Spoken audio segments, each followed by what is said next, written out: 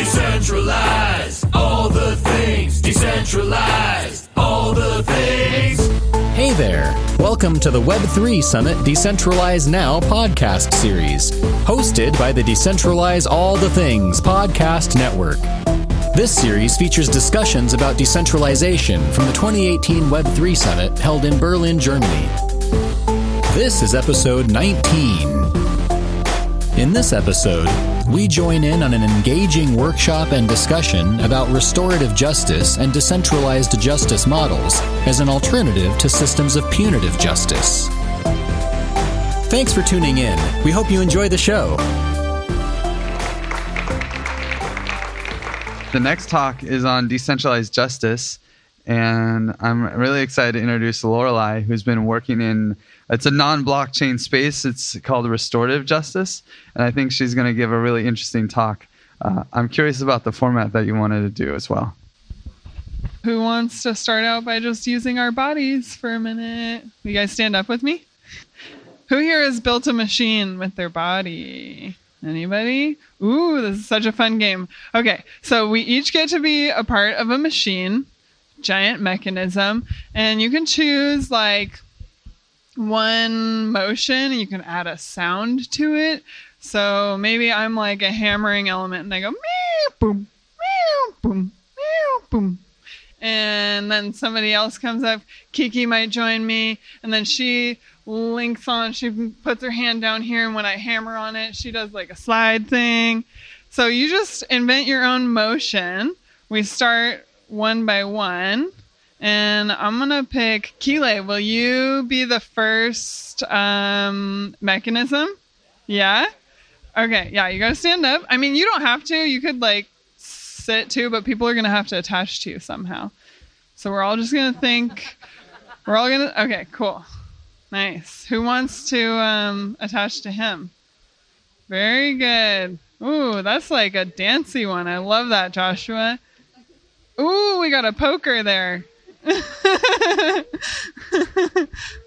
Oh, somebody standing up. Yeah.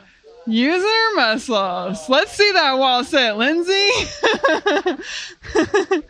Marco, how are you going to interact? Oh, yeah, a big one. I love that. Yes. Ooh, look at this machine. Oh, and James is going to come in. Yeah, I like that grunt. Nice. This is, man, just listen to that.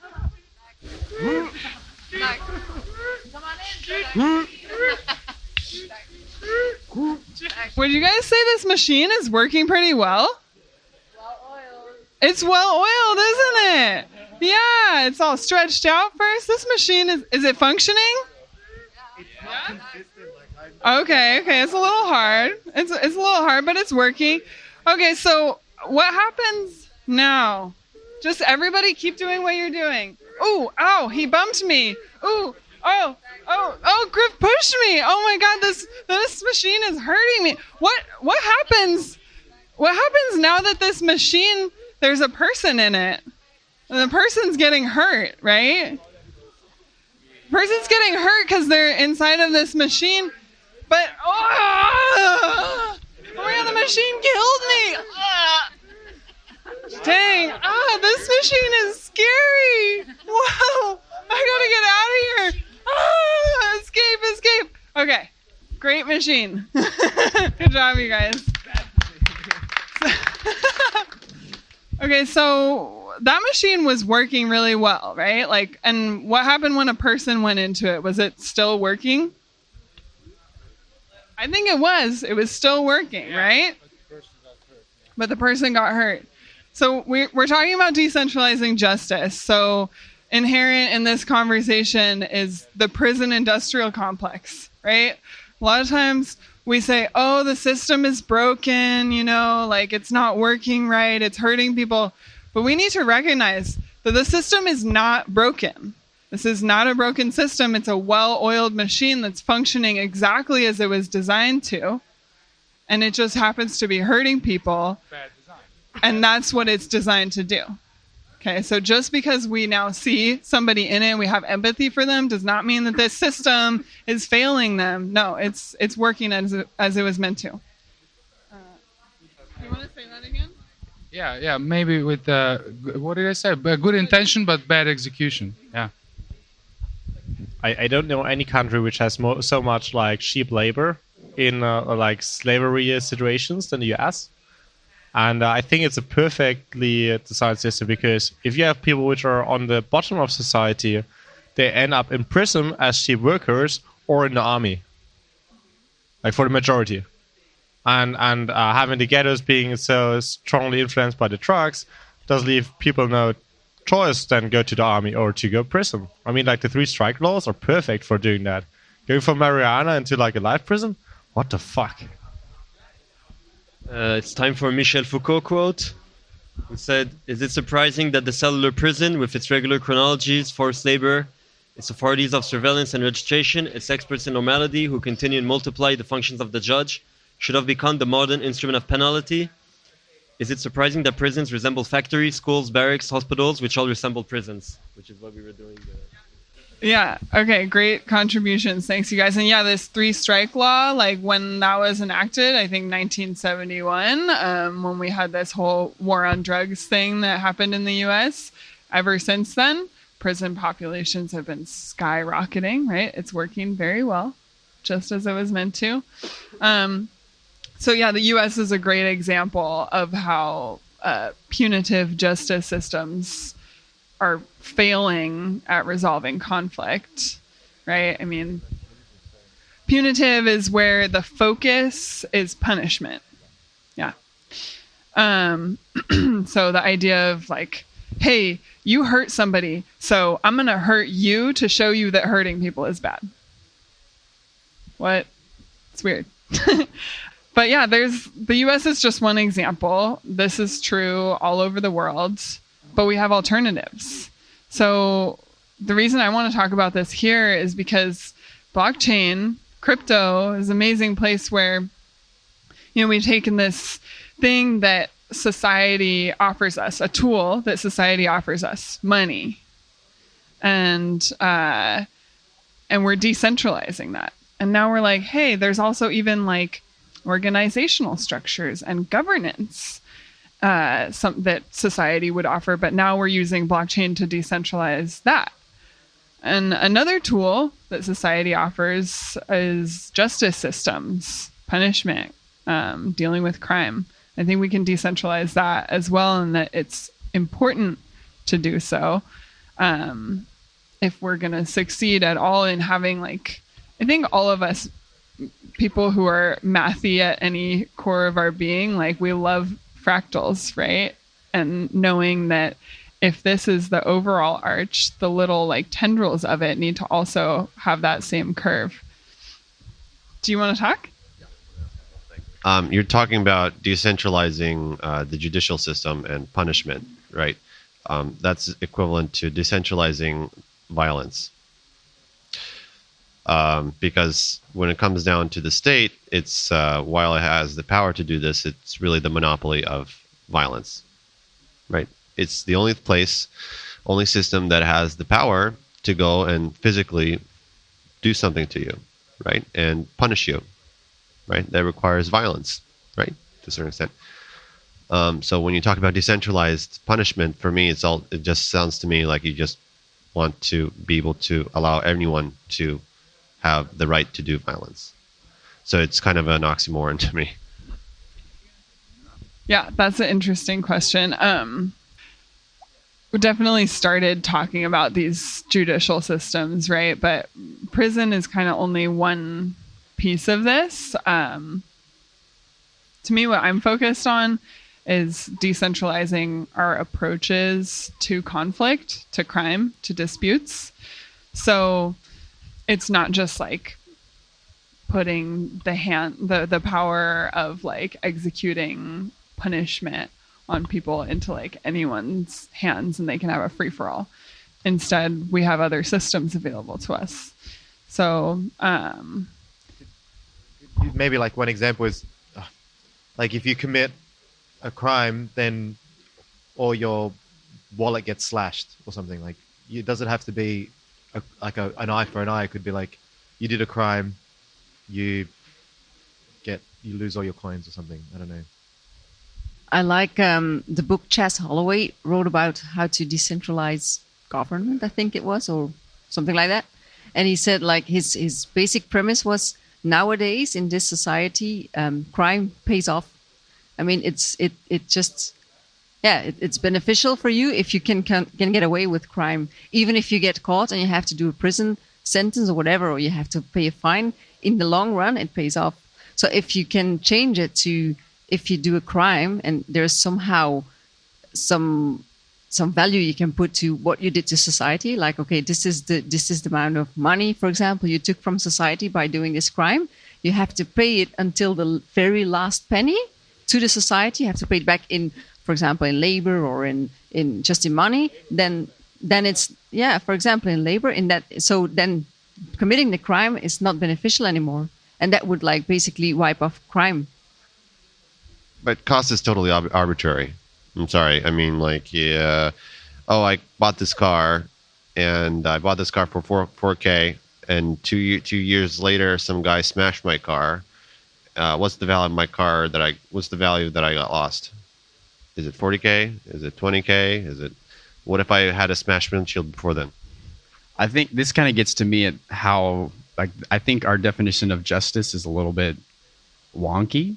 And historically, it's been other ways. And personally, I spent some time studying ancient languages for a while. And in ancient Hebrew, the eye for an eye thing that everyone quotes, it actually is closer to restoration than it is to punishment. It isn't, if someone takes your thing, then you have to take their thing from them. It's that if someone has something taken from them, justice is restoring that thing that was taken to them. So in the case of the window, you could say justice would be getting their window fixed, not a cost of car or cost of something. So, I mean, obviously there's a spectrum, right?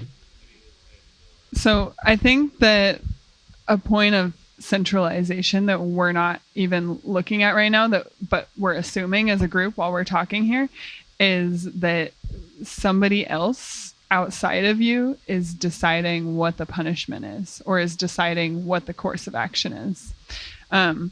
So it brings me to restorative justice, which I want to share about. This is where I come from. Restorative justice is an approach to crime and conflict that focuses on restoration of well-being and health in the community, rather than on blame, shame, and exile, which is what punitive systems focus on. And the key piece I think you would find interesting here is that the way that a sentencing is determined is by all of the people who were influenced by the crime or the conflict. So everybody who holds a stake in it, whether they be a victim, a family member of a victim, an offender, or the offender support network, general community leaders, maybe elders, those people are all in the room together, and they create an action plan together that they all consent to move forward. And that action plan is the sentencing. So restorative justice is this system where there's not a judge, there's not even really a mediator. There's a facilitator. Like, I'm a trained restorative justice facilitator. So my job is to just call these people together and like hold this context for them to create something they agree to. Well, so it depends on the scenario, right? Like, there's restorative justice. So there's restorative justice systems all over the world. Some of them are, like, a lot of the ones that are really a diversion away from the court system, they work under the assumption that, like, hey, you can go through this restorative justice process, and if you don't go through it, if you don't like it, or if you don't carry through with your commitments at the end of it, then you will go through the traditional justice system. So that works really well as an incentivization for people. Yeah. Like, for example, Brazil's known for being like one of the highest and highest danger prison populations in the world. Like, the prisons there are really scary, lots of death and violence. But there's like 40 or 50 different restorative justice prisons there where people have the opportunity to go into a restorative justice prison after they've been in the regular system. And if they behaved well in that, they will never be put back in the regular system. So there's definitely different ways to hold people accountable to it. Yeah, does that kind of answer what you were coming to a challenge point on? Yeah, thank you. Yeah, I mean, I guess it's kind of. I mean, it sounds great. I mean, and a lot of things that might sound great, even human intuition. I guess my concern is that it's sometimes we can talk about really things that sound really great, but human intuition isn't really good at figuring out whether something is either a false positive or a false negative.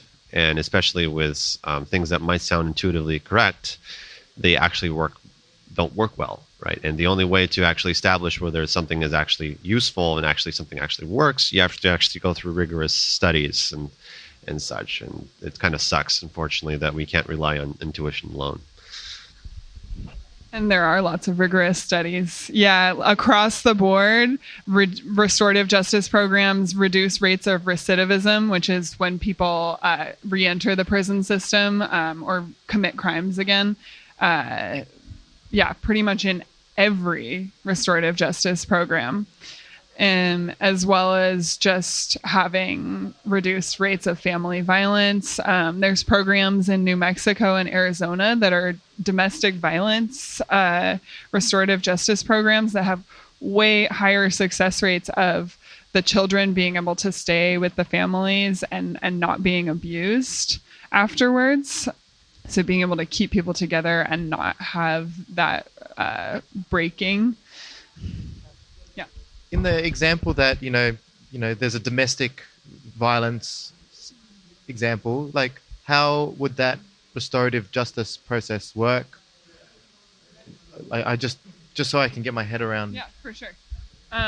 Domestic violence is a really interesting one because no, I mean, I think it's a great one to talk about because it is a bit of a taboo in the restorative justice community.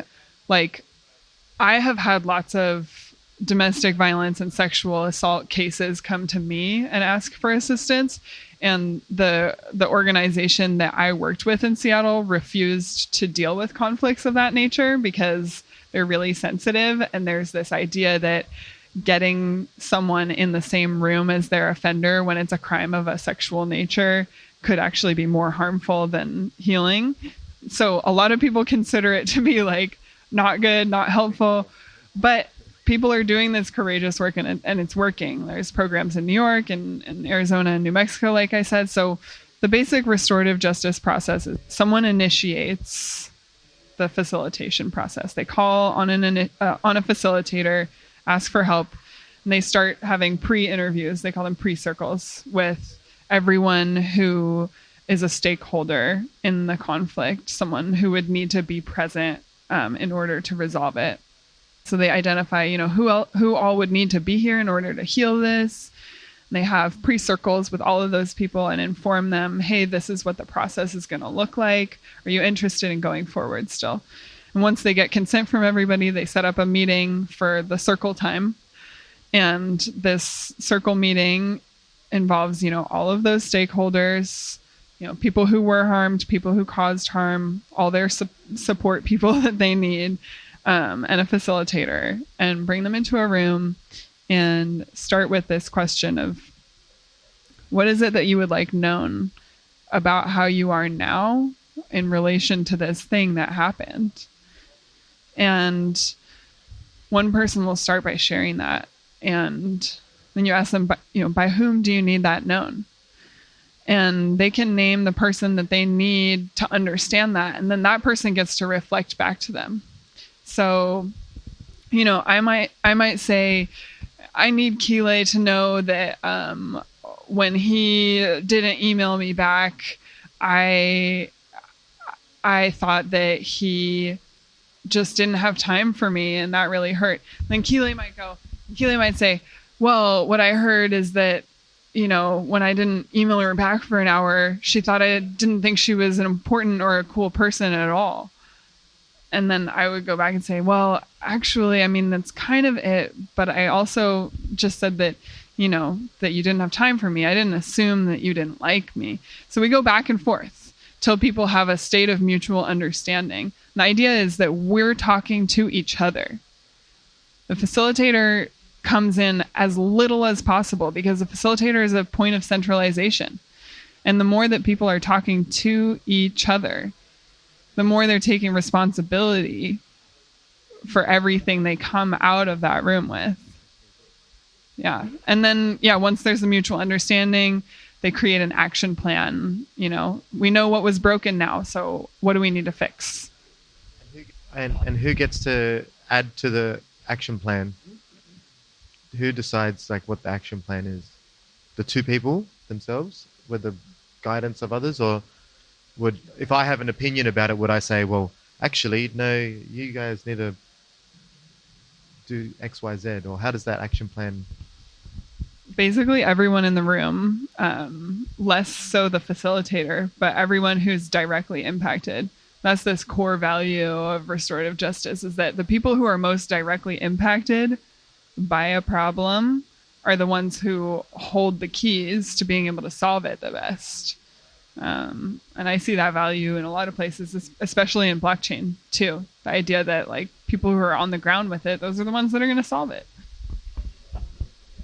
Okay, so the two. Let's assume for this example, there are two. The two primary stakeholders are the ones that's the center of conflict. The other stakeholders, do they share their perspective and how it affected them, and to whom, and in what order? Say both of you had a conflict, you shared how it affected you and what your perspective of the wrongdoing was to each other. If I'm a stakeholder and it affects me, do I follow the same pattern, and to whom do I address that to? How do the other stakeholders participate? Because you mentioned a fractal, so so if it doesn't arise organically, the facilitator will prompt each person in the circle, what is it that you would like known? And usually it just starts with whoever wants to speak first. Try and let it be as emergent as possible. So in my head, I'm already building this smart contract. I know how to do the voting. I know how to do the putting an array of the different addresses, and I know how to put the votes. So in the example that we have some action items, I know how to add that to a list. That's fine. We can tick those items off, and we have to have, maybe a multi-sig of particular items. 3 of the 5 people in the room have to agree that it's done, and then all the items are done. And so once the actions are sorted, how is it closed off or resolved, or what's the after that? So there's a post circle, there's pre-circles. Yeah.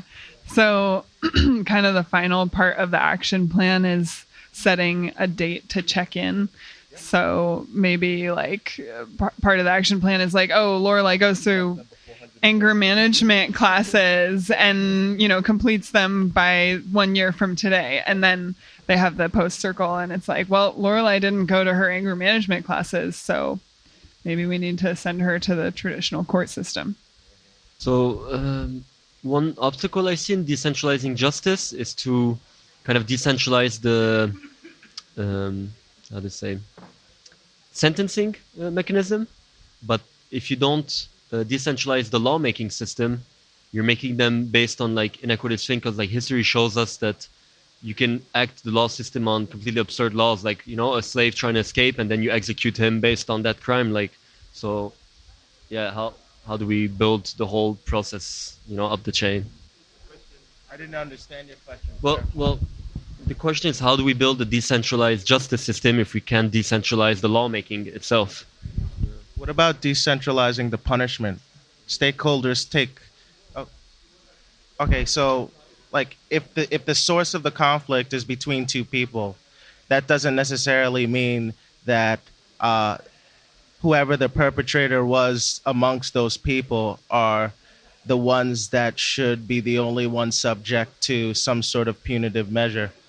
How can we make sure that all stakeholders, if they participated in the conflict indirectly, have some sort of punishment to make sure that it doesn't reoccur, so that the community will, in essence, police themselves by police the group by policing themselves, because justice starts with you as the individual. You are your own judge.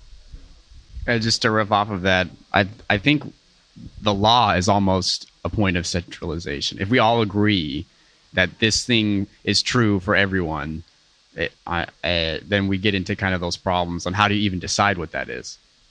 So my thinking for that would be everyone knows when they have been wronged, and if there's a system for conflict resolution when a person is wronged, and that is allowed to be defined by them, not by a system or not by the law or not by the whatever, then it can exist independently entirely. And as long as that gets resolved, then you don't really even need to escalate it. If there is a case, everyone lives in a country that has laws. You can't live outside of the planet, at least not yet. And but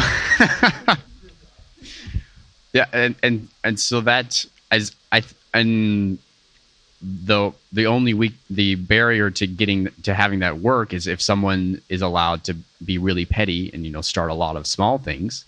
So the solution to that would be have a significant stake that you have to put up to say, hey, this is a problem. And if it isn't really a problem, then you lose your stake. It's kind of can be enforced decentralized without actually having to enforce what the laws are. It has to exceed some sort of, must be 10 ethers to raise a concern, and then if it's not, you get it back. Yeah, if it is really a concern. Yeah. And the last three sentences. I don't. My immediate recall isn't that. But it's if someone had to put 10 ether in to say, hey, that's an absurd number, or maybe not an absurd number. You never know. Yeah. And if it is if it's determined to be legitimate by all of the stakeholders, then you get your money back is a way to keep things from being. Okay. So I'll try it again. So to start I've been wronged, and then this is all just hypothetical, this is just my thoughts. But if I've been wronged and I know I've been wronged, and me as a person is only really the person that can know that, I can put to the system that can be decentralized that this was me being wronged. And to do that, I have to stake a certain amount saying I'm putting my money where my mouth is that this is wrong.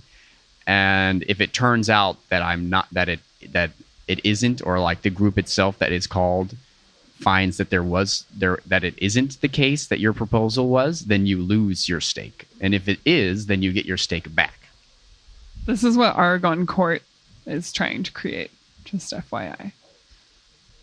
I think that's possible to a certain degree, but if you go one step further, if you feel wronged, then you are wronged. It's not up to other people to say, nah, you were mistaken, you weren't wronged. I think if that's what your feeling is, then it's something that should be taken into account. The thing is that the question you can ask is do you have to ask 10 people to come and sit in a circle for 10 hours or something to listen to your problem that we all think we wouldn't make a problem out of it.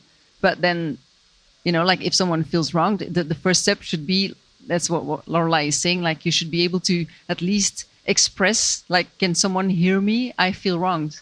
And maybe if you can, for something really small that can be solved with a telephone call or something like that. But at least having the opportunity to be free to express where you feel wronged and someone hearing it. I think that can be, and you don't have to put money for that, you don't have to put a stake for that little thing. One other thing that I thought about is if I was mediating with another person, and then depending on the 8 people in the room, the actions would be different if it was a different subset of 8 people. So how do you ensure that justice is consistent? Justice isn't consistent. Okay, that's fine. Yeah. I was just saying, like, different people, different outcomes. Different people, different outcomes. That's what we want. Yeah. Even if it's the same problem. Even if it's the same problem, Even if it's the same crime, it always affects people differently, right?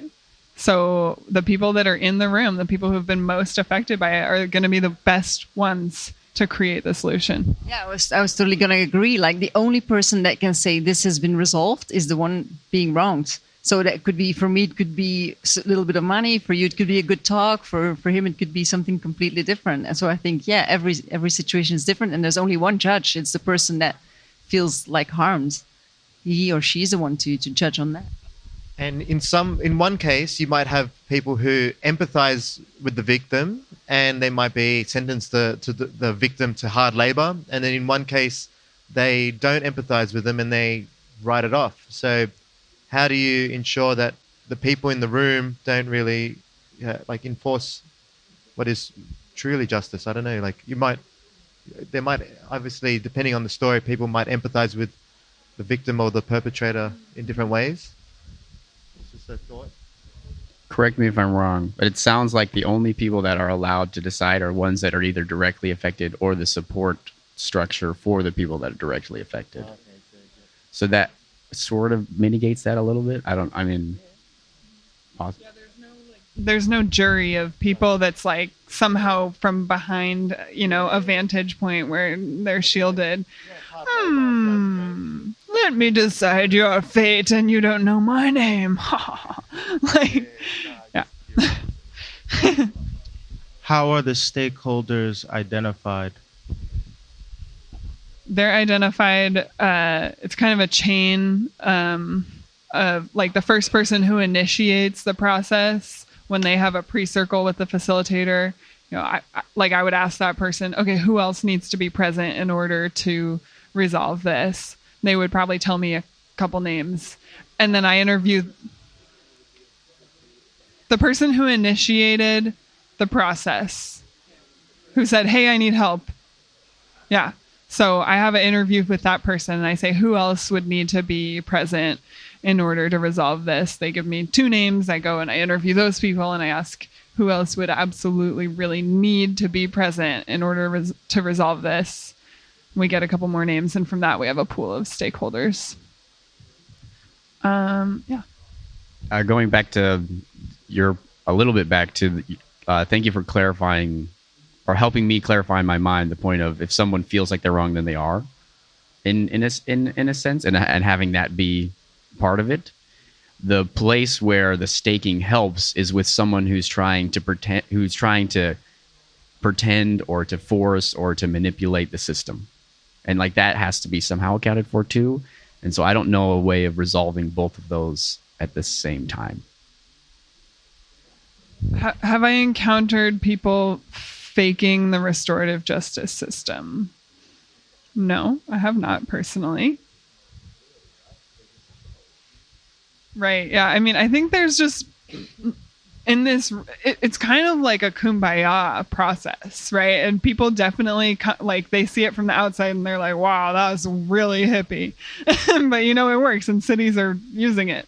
But when you put people in a context like that, where they're sharing their feelings and they're in a totally safe space and they have their support network there with them, they have a facilitator who's there to make sure everything is fair and going right, it's kind of hard to just want to keep fucking people over and want to manipulate that. I don't know.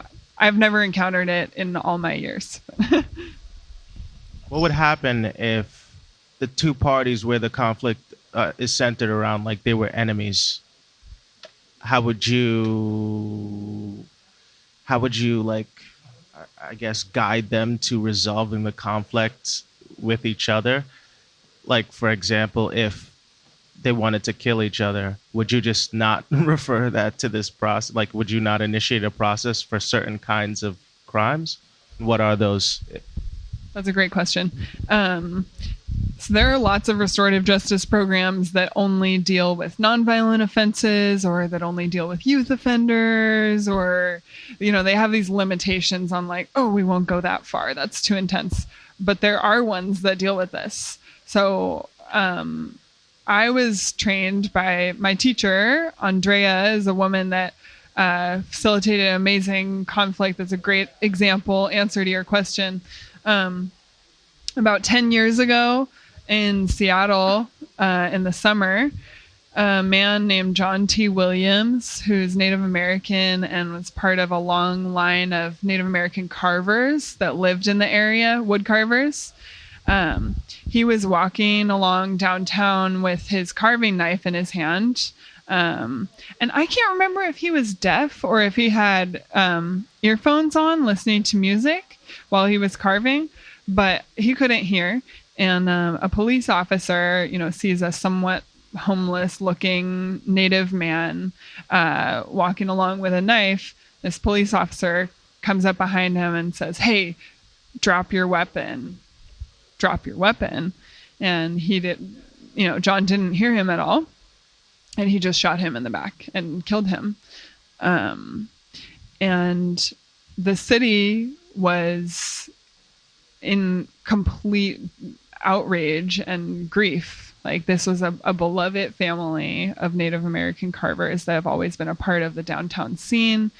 And they took away this like shining, talented person. And there was so much tension and strife, and it was definitely at this boiling point of like, okay, there's going to be retaliations, there's going to be more Native folks and homeless community fighting cops, there's going to be cops fighting them, more people are going to die, there were threats, it was very much a violent boiling point. And my teacher facilitated this restorative justice process between the Native family and the Seattle Police Department. And they came to a peaceful resolution, and they decided on, the healing action plan for them would be that this police officer needed to not be on the force anymore and that they would pay for a huge totem pole to be erected. And so, as my understanding is, the Seattle Police Department commissioned the Carver family to make the biggest totem pole that exists around Seattle. And it's this beautiful memorial to John T. Williams, right? So it healed it, right? People in that room felt like, we're okay now. We don't want to kill each other.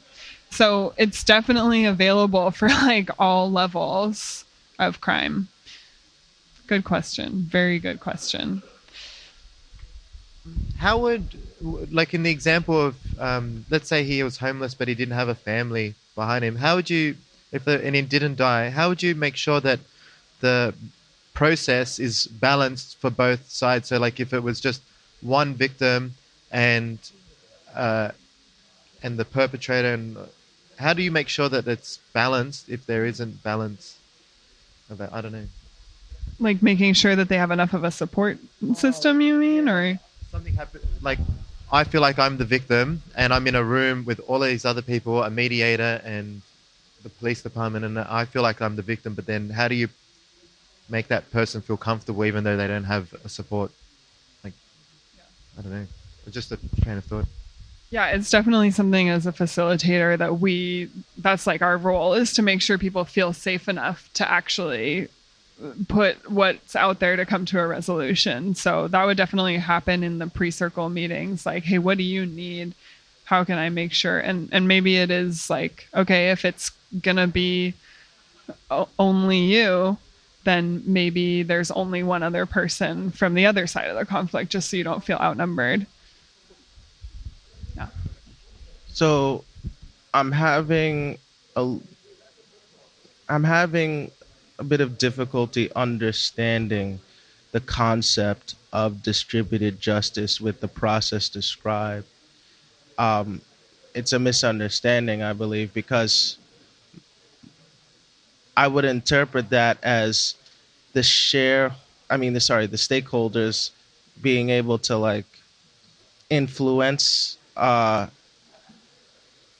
what the resolution is outside, in a way that's less indirect, and their stake would be weighted somehow, and that will determine how. I'm trying to, because it sounds like two people who the conflict is centered around, they're the ones that are being influenced, and in the case that the rationality of their belief of what the resolution should be is changed through like what the shareholders say, and somehow they come to increasing levels of self-realization, and I'm finding it difficult to like visualize that in a real heated like dispute, unless I don't know. Could you just I'm not sure I understand your question fully, but just that you're kind of having a hard time visualizing how this actual kumbaya moment arrives. Okay, you understand the kumbaya moment. It seems like the center of the conflict in the example that it's two people, it seems like the stakeholders are giving in their 2 cents, so to speak, and those participants, or I'm going to call them both victims, right?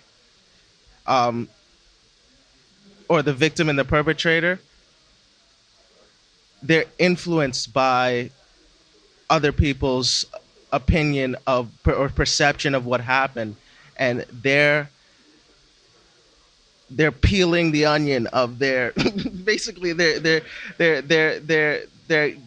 benefiting from the variety of perspective of the group, and they're trying to determine, they're basically in essence judging themselves, it seems like.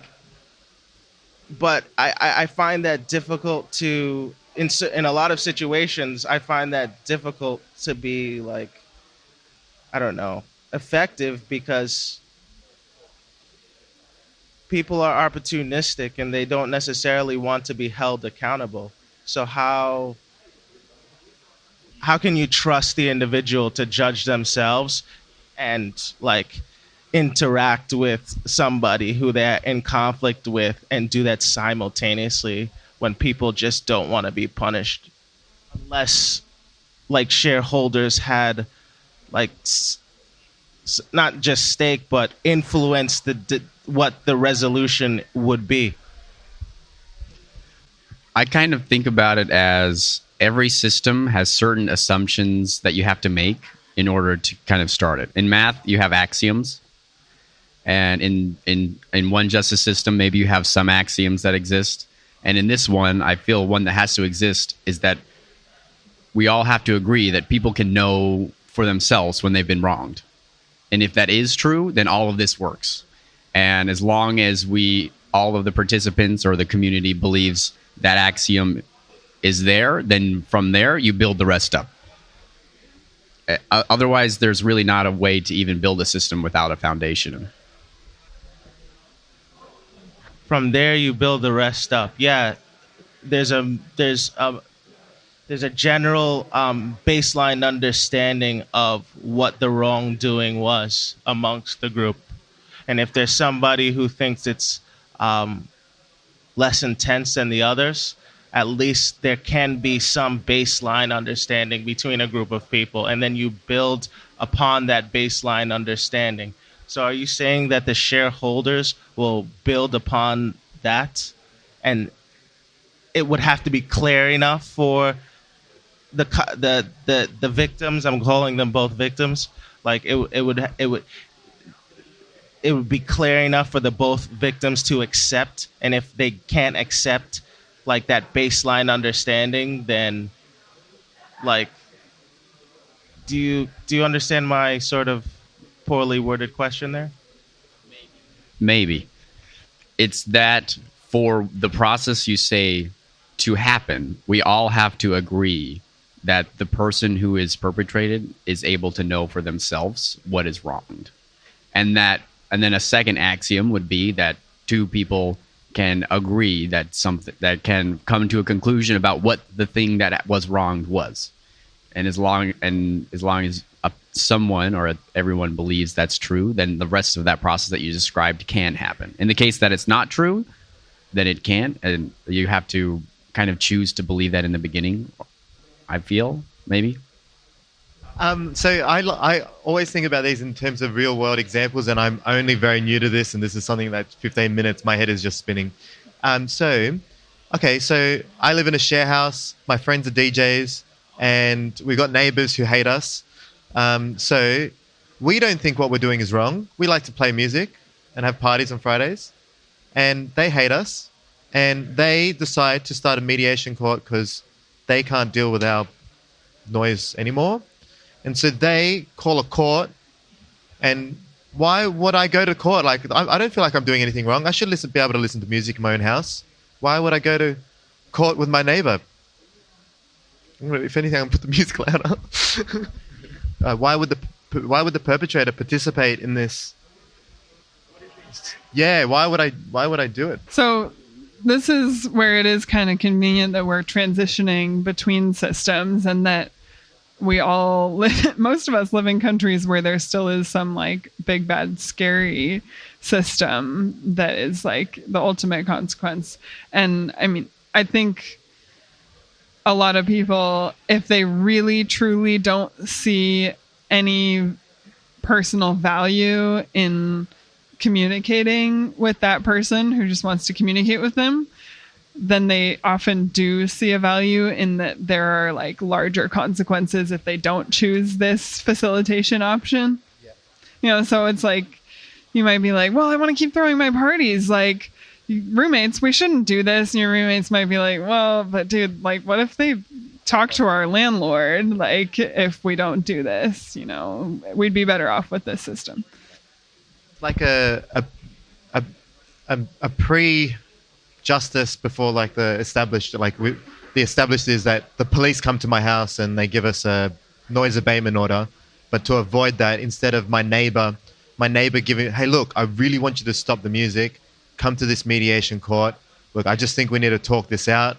And then we come to a resolution about suitable times and when and when I can't. Like Tuesday, 6 o'clock in the morning is not because we got kids or whatever it might be. So before it gets to the police stage or calling my landlord, they've given me the option. Hey, look, I'm sick and tired of your stuff.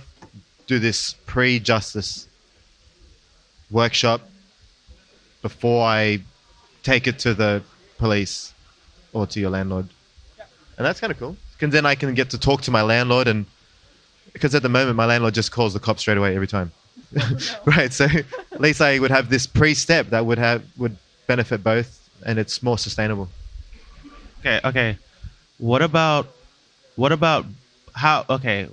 bias and like notable cultural differences, like at the level of like value system cultural differences? Like there may be a situation in which somebody may think, yeah, it's okay for me to beat my wife, and somebody else might think that's terrible. And well, it's in this book that I read. Well, fuck. I'm sorry. F you, because that's terrible. Like, well, like, how? Okay, so that's an extreme example, right? To just highlight. Oh no, sorry. Okay, yeah, I just use that extreme example just to like make it easy to understand. But yeah, well, can you describe that situation or give an example of a situation like that you've experienced? Sorry, a situation like what? Okay. Yeah, like that. Okay. I just want to honor that idea that's brought forward because it's really big and I don't have an answer for it. Like, it's super real. Cultural value differences are really valid. And like, just because I think that like, grammar is great or whatever doesn't mean that that's actually okay for me to like put that on somebody who's, speaking within my organization, because maybe they're from a different culture and they don't have English as their first language. And that is super uppity and colonialist of me to enforce that. So I don't know. I think those things are everywhere where like there's cultural value differences, and I don't know how, there's no ledger, right, to say like whose culture is right. And I think the best hope that we have is of like coming together and looking at each other face to face and going, hey, this is what I need and why. This is what I need and why. In the example where you have stakeholders from both sides, they would have, each side would have their represent. So you might, is there a room for an objective third party? Like, I understand the media, but like I'm thinking of like a jury where it's an unbiased jury where there's 12 people who don't have any alliances with either side. Is that, but you, because you said specifically that only the people who need to be in that room need to be in that room. And is that a reason for that? Well, if they decided that they wanted a jury, and I think some people probably would. Yeah, that could be part of their action plan. Hey, we're going to have this next step of the process that includes totally external evaluators. We have 5 minutes, and I want to get a little just closing round from everybody. And before I do that, I just want to share one last little story to bring it towards decentralization about this school that I worked with in Oakland called Ralph J. Bunch Continuation School. Continuation school is like when you've already been to juvie or you've already been kicked out of every school you've been in and you have big problems, you get sent to this place. And there's tons of crime and violence at school, lots of kids skipping, and in any given year, 86% of the students are suspended or expelled. Like, it's pretty bad. There's lots of fights to the point of people having to get kicked out of school. And they started a restorative justice program there, like probably 7 or 8 years ago now. I worked with them about 4 or 5 years ago. And when this man, Eric Butler, who leads the program there, he came in and he started this restorative justice program where he got a room that became the RJ room, and they would have a circle of chairs there. And anytime there was a conflict, the kids were encouraged to go talk to Eric, go, have a restorative justice circle. And so they did this for the first year, and it worked out. It took a lot more convincing of the teachers and parents than it did of the kids. And the kids took on to it really well. And he told me that by the second year of him coming back, he would come to school, a little late. He's slacking on his job. It's year number 2. There'd be kids having circles in the hallways on their own. They didn't need him as a facilitator.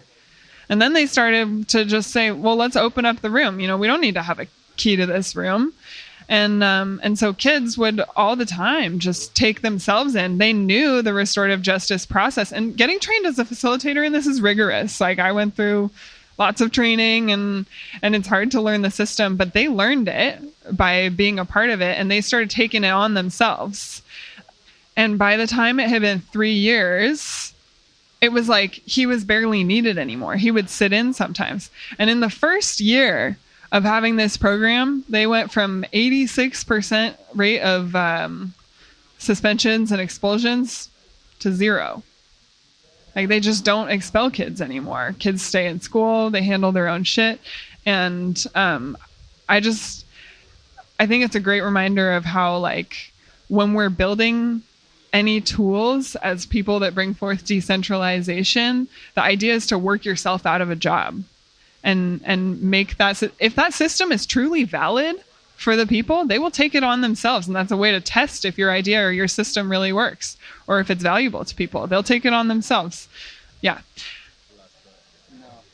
Okay. Well, thank you, everybody, for coming. I really appreciate it. Yeah, a round of applause. That was amazing. Great discussion. Thanks for listening. If you haven't already, please subscribe and give us a rating or comment if you enjoyed this content. This episode was brought to you by Santa and the unicorns at giveth.io. Remember, this podcast is made possible by the donations we receive from listeners like you. If you'd like to help support the podcast, you can do so by donating Ether at dattpodcast.com. That's DATT podcast.com. Please check the show notes for more information.